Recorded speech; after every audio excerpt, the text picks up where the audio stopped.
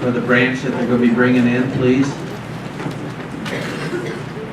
What we're going to do this year, instead of having all the vets go back out to the lobby and march in behind their flags, we're going to have, as the Army flag comes in, the Army vets stand. Once their flag is up and in the stand and their song's over with, they sit down. Then when the Marine Corps flag comes in next, Marines stand up, and so forth, right through all 5 branches of the military. So is there any questions on that before we get started?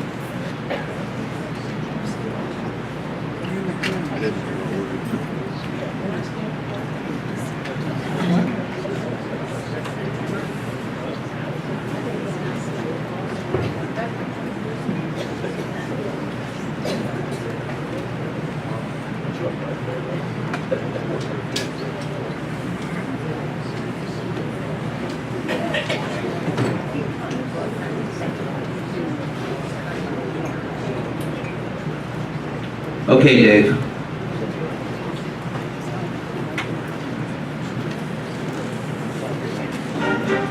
United States Army flag.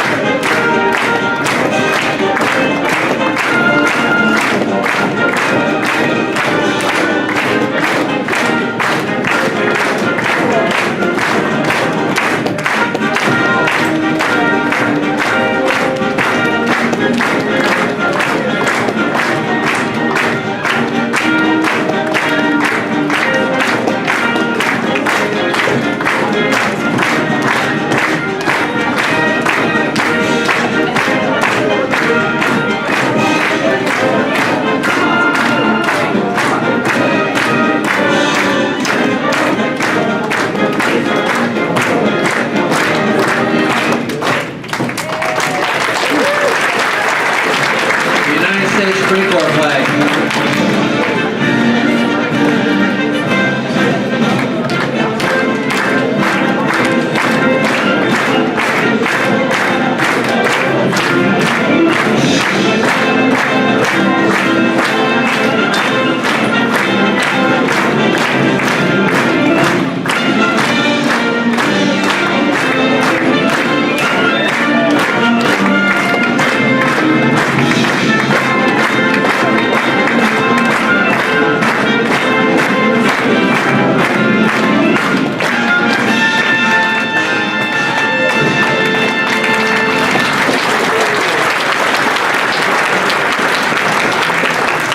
The United States Navy flag.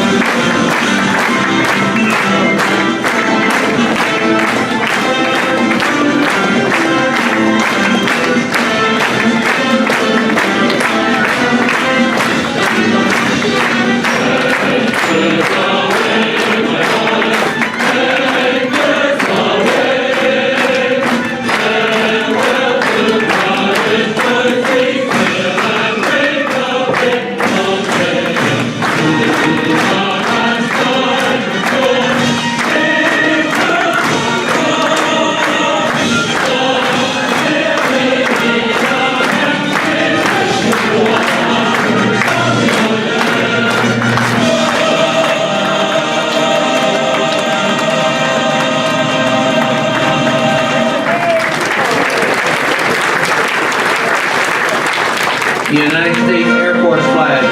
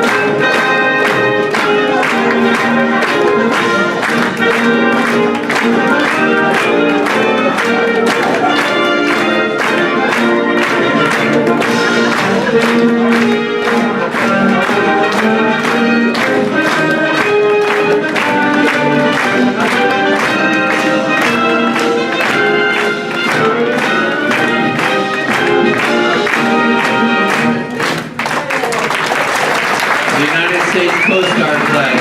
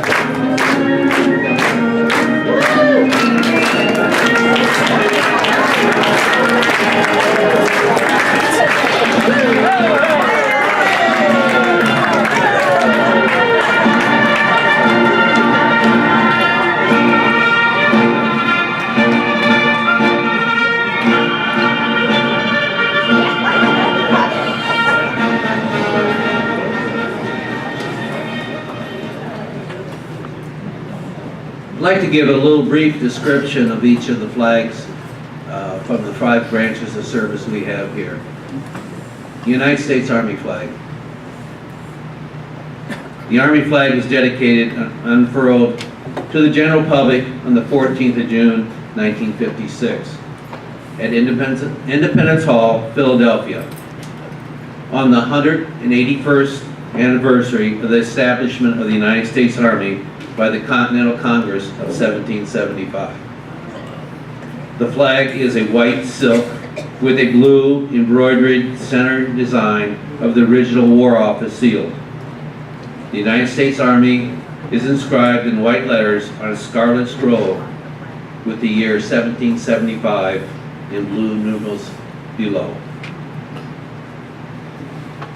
The United States Marine Corps flag. In 1868, the first official Marine Corps emblem was adopted, featuring an eagle and a globe, signifies service on land and sea. A ribbon in the eagle's beak carried the motto, Semper Fidelis, meaning always faithful. By 1914, this emblem was featured on a blue flag with a laurel wreath and Semper Fidelis on a scarlet scroll below. Finally, the color of gold and scarlet was designated as the official colors of the United States Marine Corps in 1925. And these colors were reflected in the new design of its flag in 1939. It is a scarlet flag with the Corps' emblem in gray and gold and the words United States Marine Corps below. This design essentially is the Marine Corps flag of today. The United States Navy flag. After several evolutions of a design for a seal, the official seal of the United States Navy was created in 1957. It would become the main feature of the official flag of the Navy 2 years later.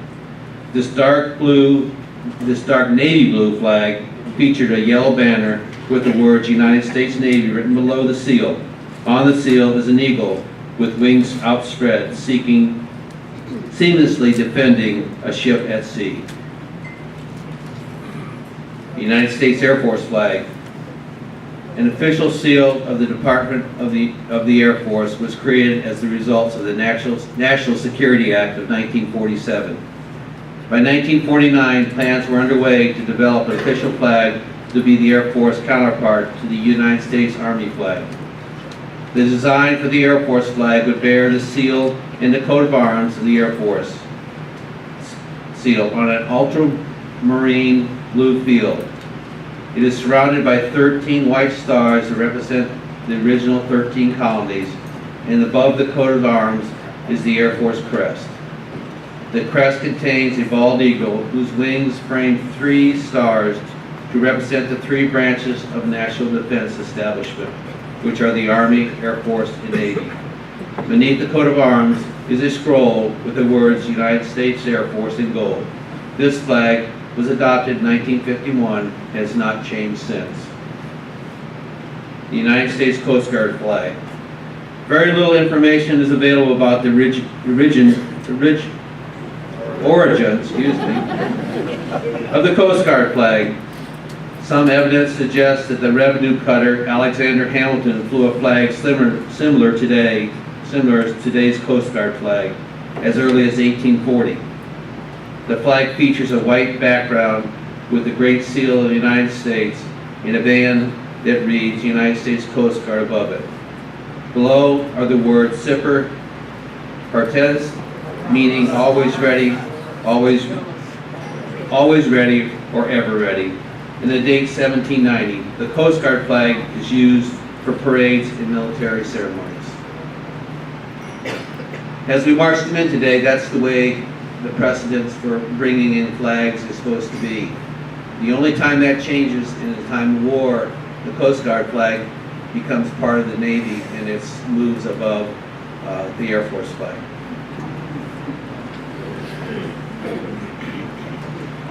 At this time, I'd like to have a video played, and the name of the video is Veterans Day, We Took an Oath.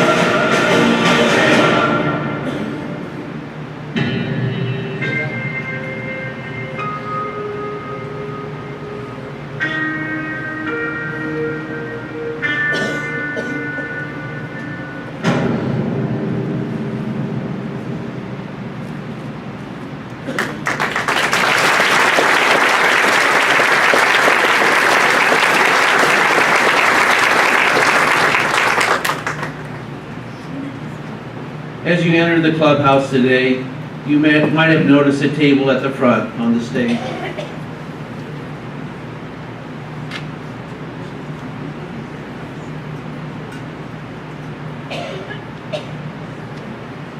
The table serves as a focal point of ceremonial remembrance. It is reserved to honor our missing loved ones and our missing comrades. A sad part of military etiquette is honoring service members that have fallen in the line of duty. Remembering and honoring their sacrifices, that of them and their families. It also underscores the importance of commitment duty made by the living. At military balls, weddings, reunions, and other formal occasions, one beautiful, thoughtful way to honor those who have died is a fallen soldier table. Each element on the table symbolizes something significant. It is a small round table set with a clean white placemat, plate, red plate, cloth, napkin, and utensils. This setting represents our wish that the fallen men or women of the armed forces could be present at the occasion with us.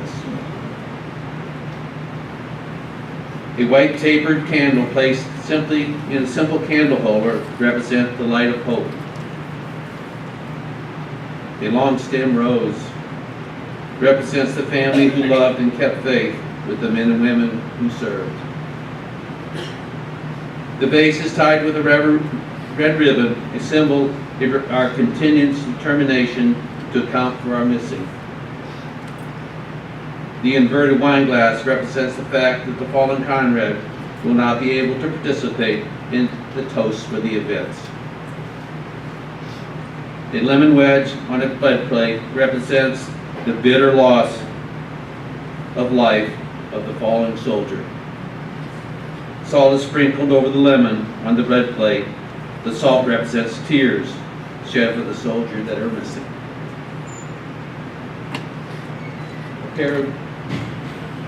A pair of empty boots on the floor further symbolizes the fallen.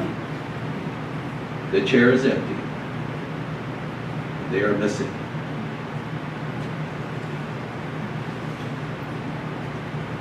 I'd like to give a brief history of Veterans Day.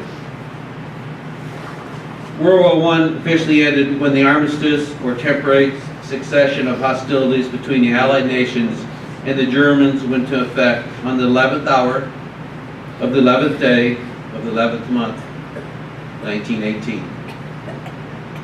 In November 1919, President Woodrow Wilson proclaimed November 11th as the first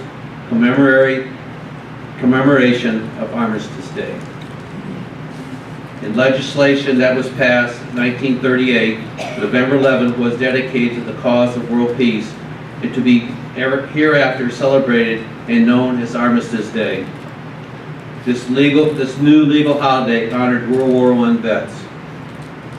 In 1954, after having been through the World War II and the Korean War, the 83rd U.S. Congress, at the urgence of veteran service organizations, amended the Act of 1938 by striking out the word armistice and inserting the word veterans. With approval of this legislation on June 1st, 1954, November 11th became a day to honor American veterans of all wars. Now I'd like to have a video played of a Veterans Day speech given by President Ronald Reagan. A few moments ago, I placed a wreath at the tomb of the unknown soldier. And as I stepped back and stood during the moment of silence that followed, I said a small prayer. And it occurred to me that each of my predecessors has had a similar moment, and I wondered if our prayers weren't very much the same, if not identical. We celebrate Veterans Day on the anniversary of the armistice that ended World War I. The armistice that began on the 11th hour of the 11th day of the 11th month. And I wonder, in fact, if all Americans' prayers aren't the same as those I mentioned a moment ago. For all we can ever do for our heroes is remember them and remember what they did. And memories are transmitted through words. We see these soldiers in our mind as old and wise. We see them as something like the founding fathers, grave and gray-haired. But most of them were boys when they died, and they gave up two lives, the one they were living and the one they would have lived. When they died, they gave up their chance to be husbands and fathers and grandfathers.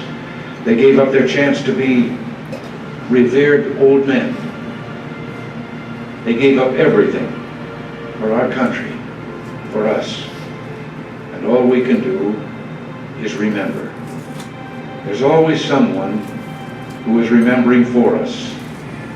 No matter what time of year it is or what time of day, there are always people who come to this cemetery, leave a flag or a flower or a little rock on a headstone.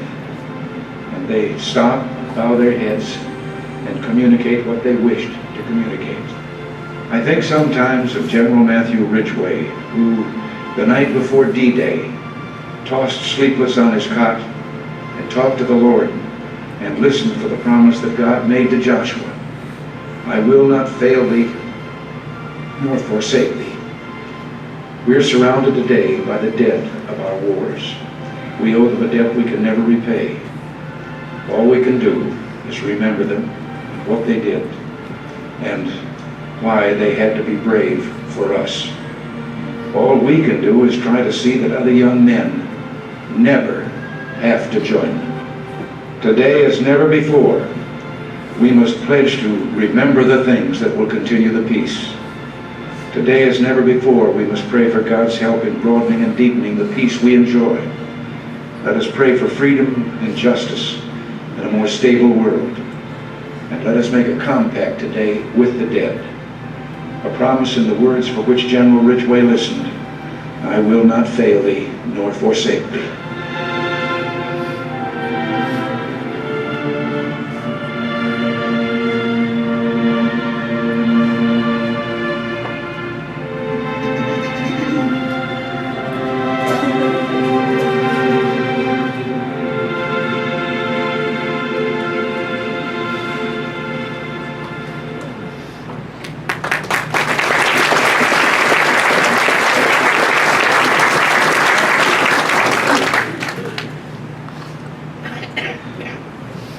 During my military career of 27 years, in 18 years I spent as a military dependent.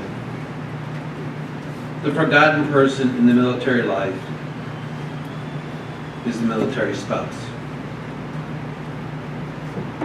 Whether it's a male or female, it is the person that holds the family together. During a deployment, it is the spouse at home that carries on the daily operation of the family, from taking the children to school, sporting events, birthday parties, or many other activities. That spouse is the one that comforts a crying child, helps with homework, or helps mend a broken heart. They're one that holds the family together. They're the ones that hold the family unit together and tries to keep the family as normal as possible. I watched my mother do this many times, and I've watched two of my daughters do this numerous times. The military soldier is only as good as the spouse that is willing to stand beside him. Sacrifices are made by the soldier and the spouse. So would all military spouses please stand for recognition?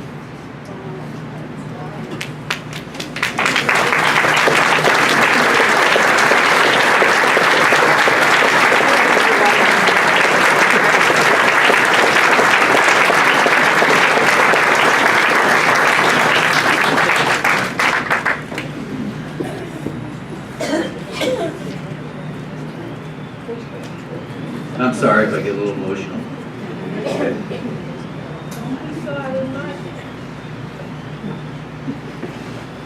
I'd like to go into a little history of the Battle of the Bulge. Over the years, we've had members of our community that fought at the Battle of the Bulge. We still have one that is present here today, and I would like to honor him by giving a little insight of the battle and the suffering that the American soldiers enduring during the battle. The Battle of Bulge from 16 December 1944 till 16 January 1945 was Germany's last-ditch attempt to halt the Allied drive to Berlin. It would become the last major offensive of Nazi Germany. The attack would focus on a region of French and Belgian border called the Ardennes. This was a densely forested region, mountainous and difficult to travel. The Allied forces faced down enemy gunfire and shelling. Troops at the Battle of Bulge also had to contend with the punishing climate of the Ardennes. The Nazis held off their offensive until dense fog and snow arrived that grounded the Allies' superior air support, leaving both sides to grapple with the near-Arctic conditions. Whether it was a weapon the German army used with success, stated one of Hitler's field marshals. As the battle raged, blizzards and freezing rain often reduced visibility almost zero. Frost covered much of the soldiers' equipment, and tanks had to be chiseled out of the ice after they froze to the ground overnight. Many wounded soldiers froze to death before they could be rescued. And thousands of American GIs were eventually treated for cases of frostbite and trench foot. The skies finally cleared, shifting in the Allies' favor on December 23rd.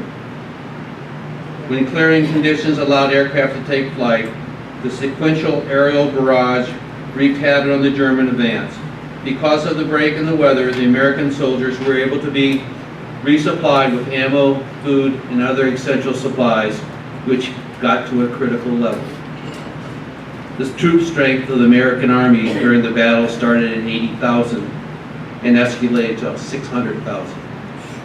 The troop strength of the German Army started at 200,000 and escalated to 500,000. The casualties during the battle were the highest of any battle fought by American soldier during any war, 90,000 casualties. On the other hand, the German military casualties was 100,000. During this past May, I had the opportunity to visit this region and stand on the Battle of the Bulge Memorial and view the battlefield. Driving through the Ardennes forest, it was obvious to me as an infantry soldier how dense the forest was and how hard it would be to defend your perimeter and even perform any kind of military operation. At this time, I would like to present to Joe Hennessy, the 101st Airborne Division veteran that survived this battle, this souvenir I brought back from him from Bastogne. And I would also like to present him one of my last military units challenge coins.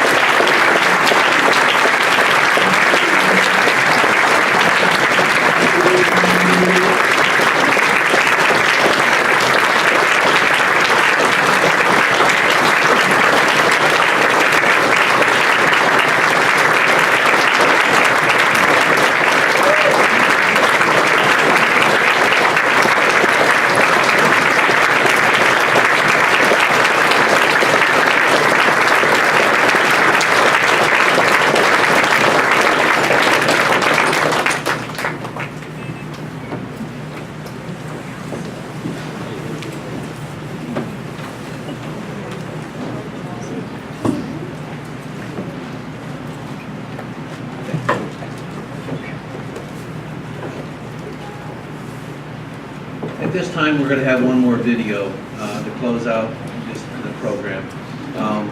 How many of you here have heard the song Hallelujah?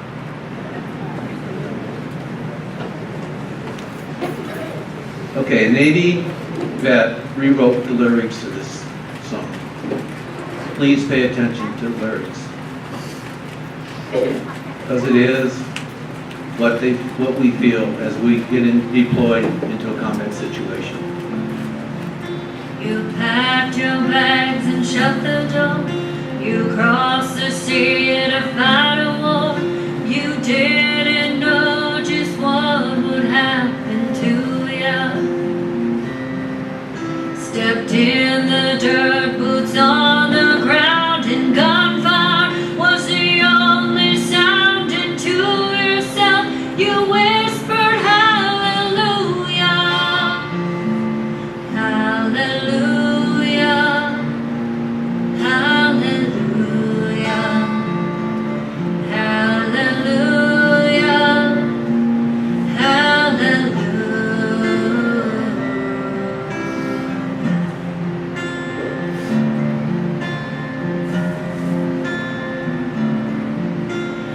Every day and every night, you walk the walk, you fight the fight. You never saw the end in sight, now did ya? The tears are washing our hairs of red, the blood, the mud, too many dead.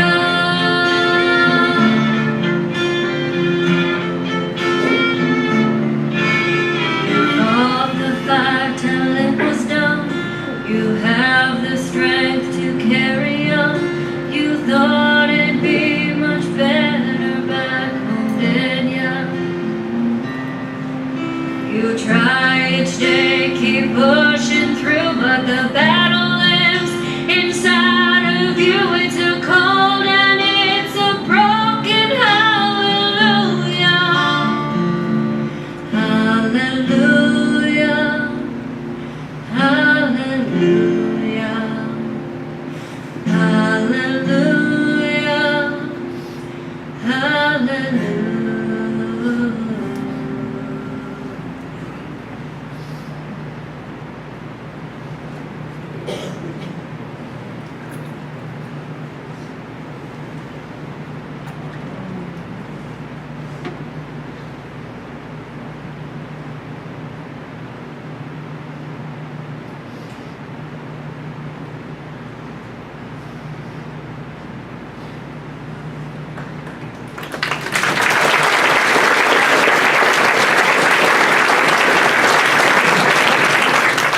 Finally, I'd like to thank some people that really helped put this whole thing together. First of all, the 5 flags behind us was donated by the Veterans Committee. They went out and purchased these flags for us to keep in our clubhouse to honor our vets.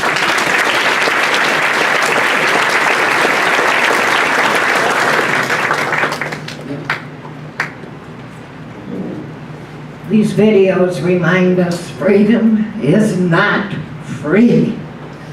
Not only do we honor our dead veterans, but these flags, purchased with your money, are to honor all of you here that live with us. We know what your sacrifices were, and we thank you.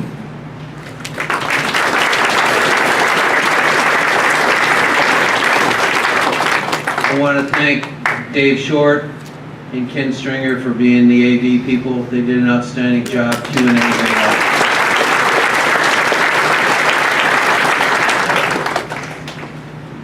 And I also want to give out a special thanks to Sharon Rump for putting the video together of all the vets in the community.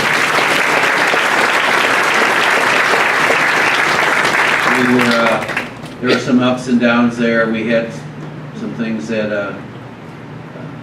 kept on getting pictures, and we finally had to cut off stuff, but Sharon was a real trooper and did an outstanding job.